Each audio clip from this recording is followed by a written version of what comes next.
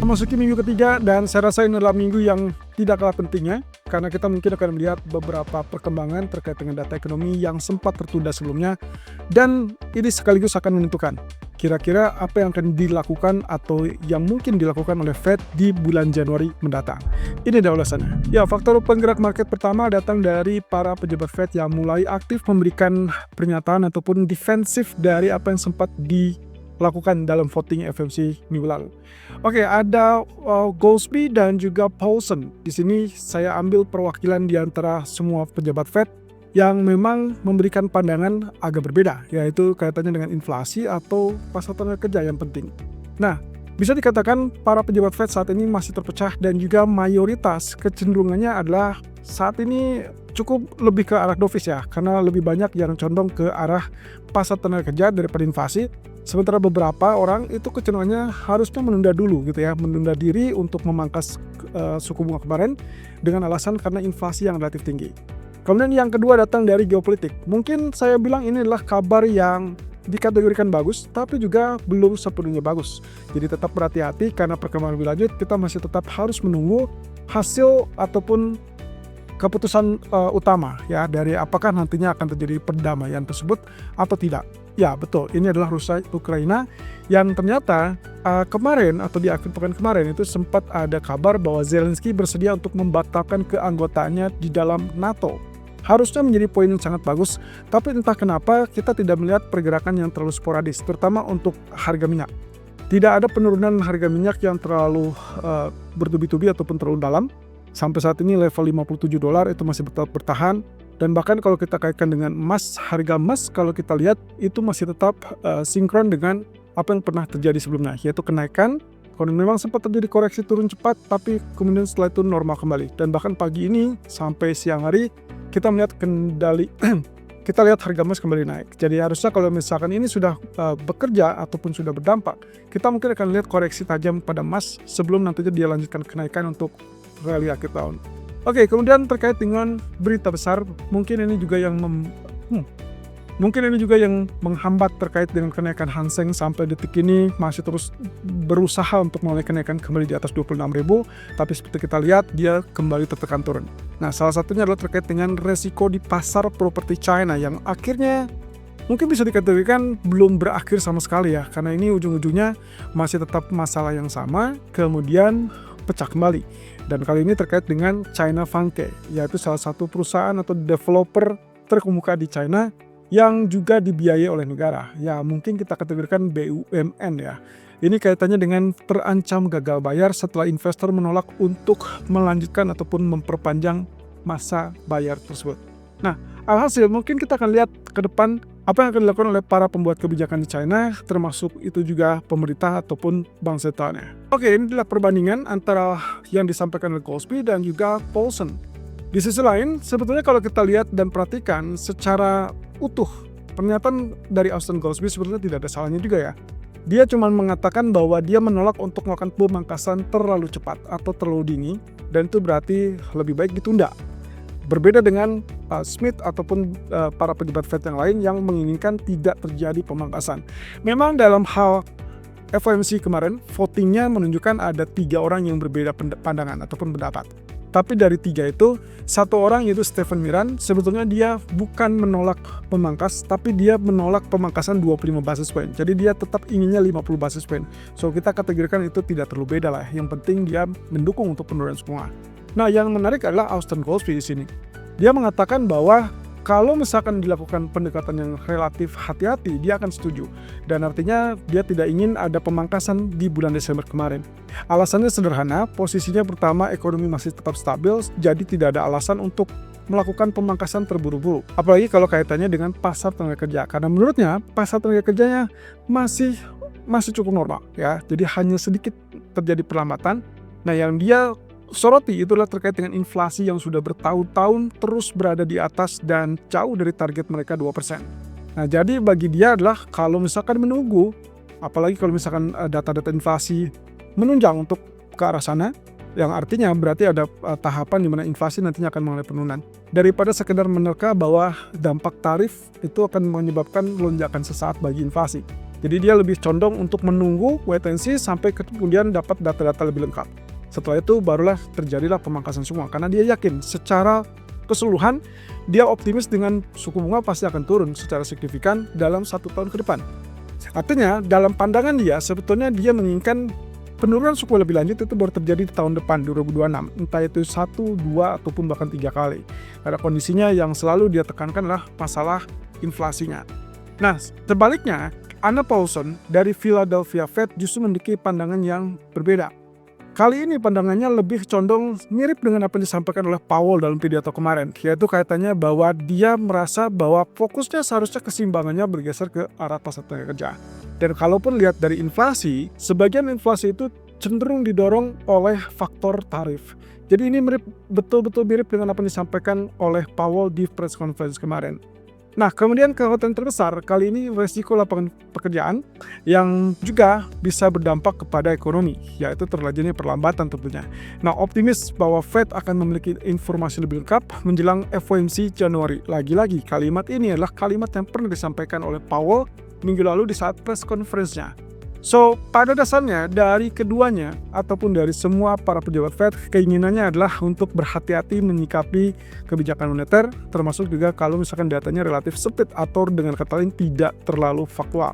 Nah, Paulson menerjemahkan itu dengan bahasa yang relatif mengarah ke arah dovish, sementara Goolsbee mengarah kepada arah yang kecenderungannya dianggap hawkish. Padahal kalau kita perhatikan secara keseluruhan dia cuma butuh waktu saja, bukan berarti dia menolak sama sekali terkait dengan ide penurunan suku bunga. Ya apapun itu, berarti kita punya poin yang sama, bahwa ke depan kita masih tetap harus memperhatikan data non-farm payroll, tingkat pengangguran, dan juga terkait dengan data CPI ataupun bahkan inflasi PCE lainnya. Nah, minggu ini kemungkinan kita akan lihat data non-farm payroll bulan November dan juga data CPI bulan November. Karena untuk bulan Oktobernya jelas BLS tidak akan merilisnya. Ya, artinya dianggap hilang karena selama 43 hari gangguannya datang dari government shutdown. Nah, posisi ini tentunya akan memberikan isyarat bahwa emas ataupun indeks saham kemungkinan hanya tinggal menunggu waktu terkait dengan kelengkapan data ekonomi yang dikhawatirkan para pejabat Fed tersebut.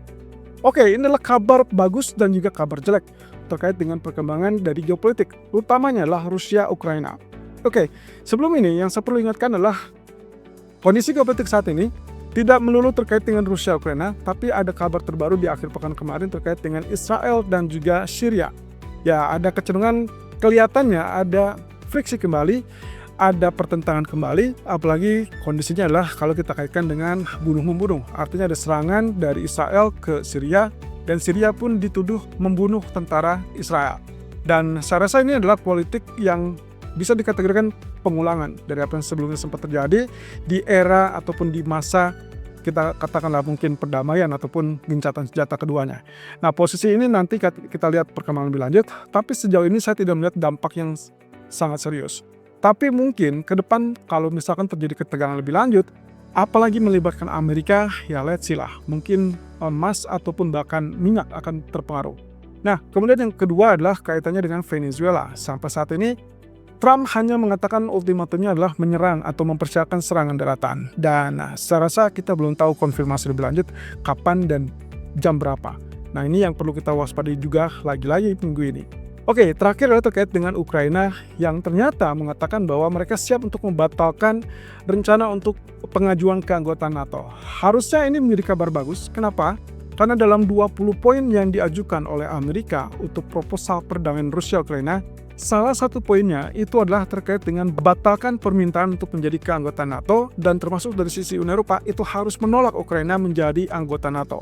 Nah, kalau poin ini sudah benar, tapi kenapa market tidak bereaksi? Terutama untuk harga minyak yang harusnya mengalami penurunan drastis. Nah, ternyata selidik adalah kaitannya pertama, belum ada kepastian apakah Amerika ataupun Uni Eropa bersedia untuk menjamin keamanan Ukraina.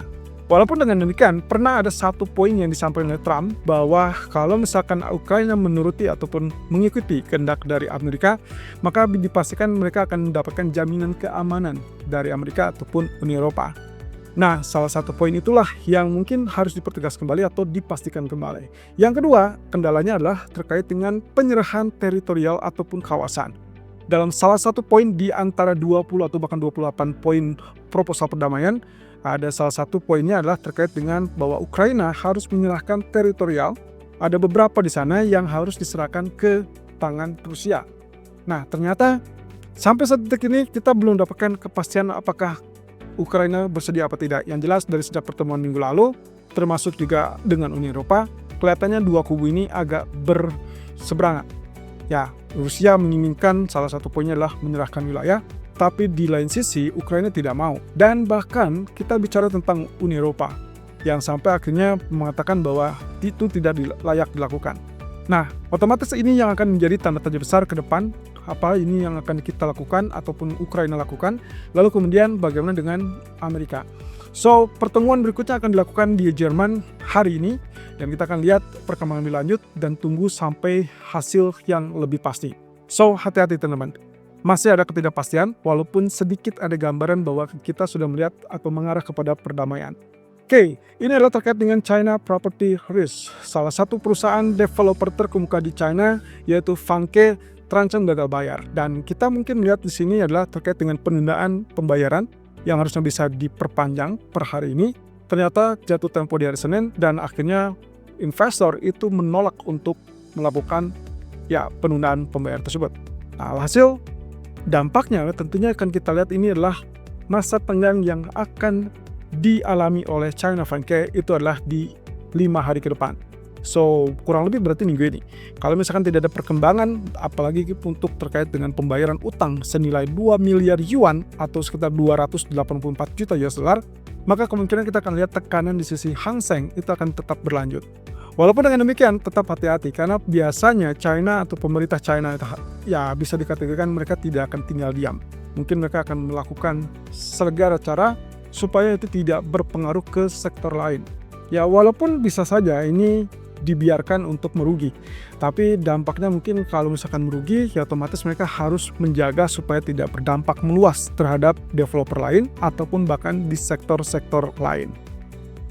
Oke, terkait dengan data, saya rasa minggu ini semua akan fokusnya adalah terkait dengan data-data dari Amerika, yaitu adalah non-farm payroll di hari Rabu dan CPI di hari Jumat. Tapi setelah itu, kita akan juga melihat dari inflasi yang ada atau dirilis dari Inggris. Kemudian juga kita akan lihat dari data-data lain, yaitu kaitannya dengan bank sentral. Dan kali ini adalah 3 bank sentral utama. Ada BOE, Bank of England di hari Kamis, kemudian juga ECB di hari Kamis juga, dan akhirnya ditutup dengan BOJ meeting. Fokus utama dari mana? Fokus utama akan tertuju pada Bank of England dan juga kepada BOJ. Sementara ECB diharapkan tidak melakukan perubahan suku bunga. Sementara BOE diharapkan cut rate, tapi kemungkinan saya pikir ini sewaktunya mereka akan menyampaikan cut rate yang relatif ke arah hawkish. Sehingga mungkin di hari Kamis kita akan lihat penguatan pound sterling daripada pelemahannya. Walaupun dampaknya bisa saja kalau misalkan ternyata Presiden ataupun Gubernur BOE Andrew Bailey masih tetap berkeinginan untuk memangkas lebih lanjut, maka kita akan lihat pelemahan lebih lanjut dari pound sterling. Tapi khusus untuk BOJ, sampai saat ini masih peluangnya 70 sekian persen untuk terjadinya kenaikan suku bunga. Ya, ekspektasi ini semakin meningkat dalam 1 bulan terakhir dan kita akan lihat posisinya apakah memungkinkan terjadi kekecewaan apa tidak. Karena dari beberapa waktu yang lalu, BOJ bisa dikatakan sering mengecewakan market. Dari rumor yang sebelumnya muncul, tiba-tiba diredam, ternyata pas di hari hanya tidak terjadi kenaikan suku bunga. So, itu yang akan harus kita waspadai dan juga termasuk kita akan bahas di live streaming sore ini. Termasuk bagaimana dengan dampak berikutnya, apakah kita akan dapatkan all time high baru untuk emas hari ini dan bagaimana dengan nasib dari Nasdaq yang terpuruk padahal Dow Jones tetap anteng di zona atas.